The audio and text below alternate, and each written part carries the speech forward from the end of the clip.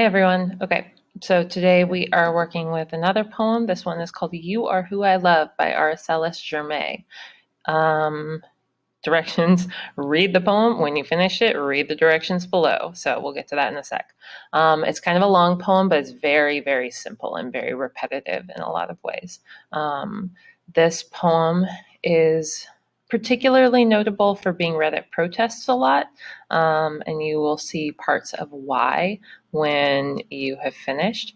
Yeah, it's a lovely poem. I really like it. So read through the full thing. When you get to the end, you will find this box. So our instructions.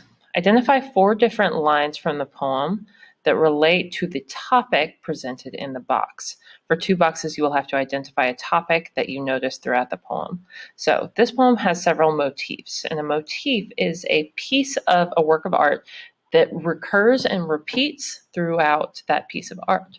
So you will notice that there are several lines in this poem that are about protest. So what I've done is I've gone into the poem and I have found 4 different sections that relate to protest. So for example, right here, you are who I love, you who stands at the courthouse with the sign that reads no justice, no peace. So I'm going to copy that.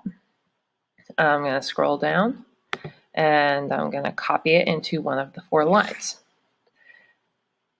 Then, when you have identified 4 lines that relate to your topic, write several sentences of analysis in which you explain how the inclusion of this topic helps strengthen the theme of the poem. And then we have a theme right here.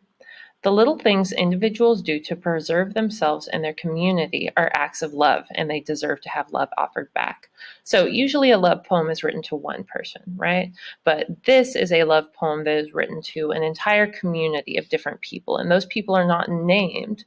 You'll notice that throughout this poem. It's instead several different people who are not named, but you can tell that they all feel unified in a certain way, unified in this vision of like protecting, sustaining, loving their community.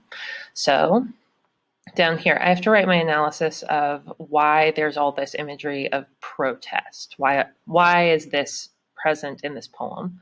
And I wrote, including images of protest strengthens the theme of the poem because all of these acts, even the angriest ones, ultimately come from a place of love. Protest is portrayed as a way people show love for their communities and protect them from oppressive forces. Protest is made even more loving by what people endure to do it. Frustration, weather, endangerment of resources, and all of that is in reference to these specific lines. At one point, someone is protecting the river, so that's the endangerment of a resource. Frustration, we have people shaking their head in disbelief. Weather, we have people who are standing in the snow trying to protest. The author wants to show these acts make people worthy of the same love they're showing by engaging in protest. So basically what you want to do is analyze like how does this particular motif support and sustain the idea of a loving community. So with protest, you are protecting your community. Over here, you're going to look for language about food preparation or food or feeding people. How does that help sustain a community? That will be your analysis. For these 2, you need to identify a topic. So right here we have protest, right here we have food preparation. When you've read the poem, you'll notice that there's a lot of kind of recurring imagery. One that you could maybe look at is family. That could be an interesting one. I'm not going to give you more than that as a possibility though, because there are a lot of different motifs. So there's several things that you could choose from here. You don't want to just choose repetitive language though. You don't want a motif to be you are who I love, because you are who I love threads through every motif, right? So that's the glue that holds it all together. You want to find these different topics, right? So we have protest, we have food preparation. We could consider doing something about like family or parenting. And then you want to find at least one that's entirely your own. You can also do 2 that are entirely your own, whatever calls to you. Then we have a part 2, and this is my favorite part. So use the template below to write your own shorter version of You Are Who I Love. In your version, you should select one community that you are a part of. This could be an online community, a familial community, a sports community, a church community, any group of people you feel love for and can imagine individual acts of love and joy from. The community that my version of the poem will be about is blank, so I need you to fill this in. I would prefer that you write it about a community as opposed to one person, because that's a big part of the exercise of this poem. One thing that's really interesting in this poem, right, is that it's talking about many people, but it doesn't name those people individually. So if you wind up writing about your friends, you don't need to be like, you know, Lakeisha does this or Sam does this. Instead, what's more interesting is when clearly it's referring to a lot of different people, but you're not naming them. So it creates this sort of like beautiful kaleidoscope of different acts of love and community and service.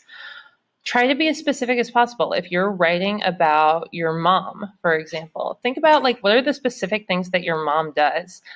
Does your mom, drop the grocery bags all the time? Does your mom always like yell at you to wake up in the morning? Does your mom like, wipe boogers on the couch when she thinks that no one is looking?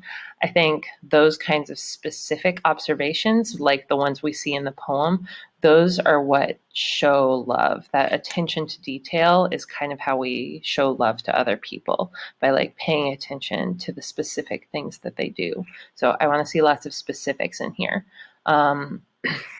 You can obviously like erase the blanks if you want an idea of how to write it and how to structure it.